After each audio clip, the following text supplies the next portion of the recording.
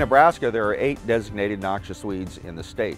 Those are musk thistle, plumeless thistle, Canada thistle, leafy spurge, spotted knapweed, diffuse knapweed, purple loosestrife, and salt cedar.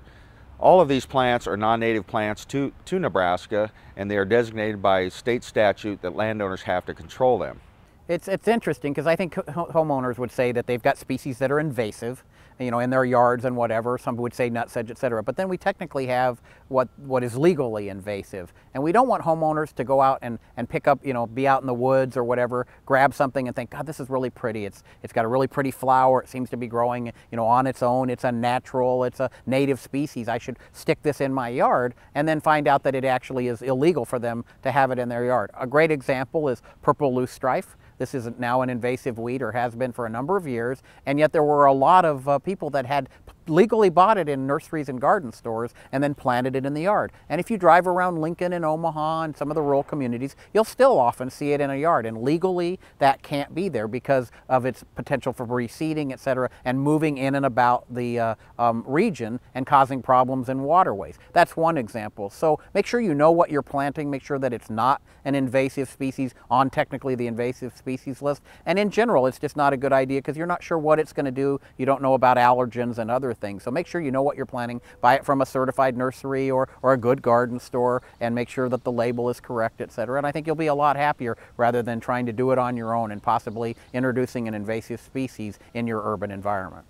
Early detection and rapid response is probably the best case scenario that we use in many of our invasive plants. And identify the plants that you have. If you don't know a certain plant that's growing on your property, then take it to the local extension office and have it identified so you know what it is. Maybe it's something you want, maybe it's something you don't want in a particular planting. Once you find out what it is, then treat it early. Treat it in a timely manner, and again, your local extension office can give you those timings and herbicides and types of controls that are best suited for that plant. Most of the times, many of these plants can be controlled by, they can use herbicides if they're in an area where the herbicides aren't going to affect some of their other plants. Sometimes just digging up the plant, removing all the plant material and destroying of that in the garbage is a good source in some cases. Or just continually clipping the plant off until it just eventually runs out of energy and will die off on its own.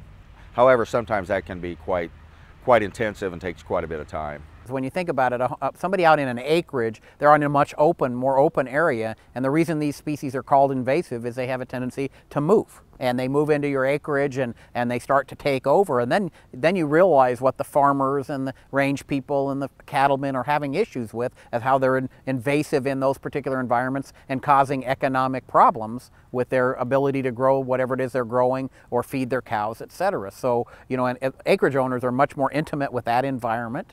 And ultimately, they're going to have more of those potentially in their area, and legally do have to make an attempt to control these invasive species.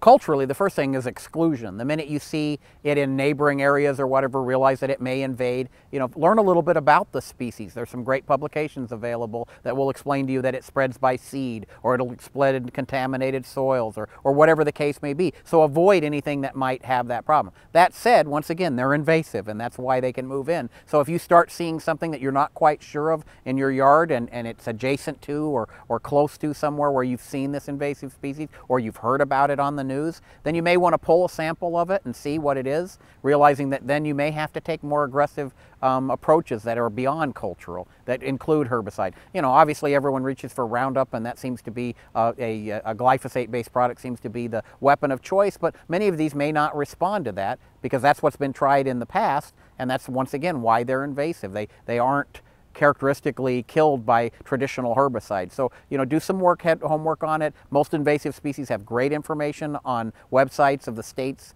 where these are invasive species, and there's the good information to it. But make sure you identify it correctly, exclude it if at all possible, and then take the appropriate cultural or potential herbicide remedies to take care of that particular weed.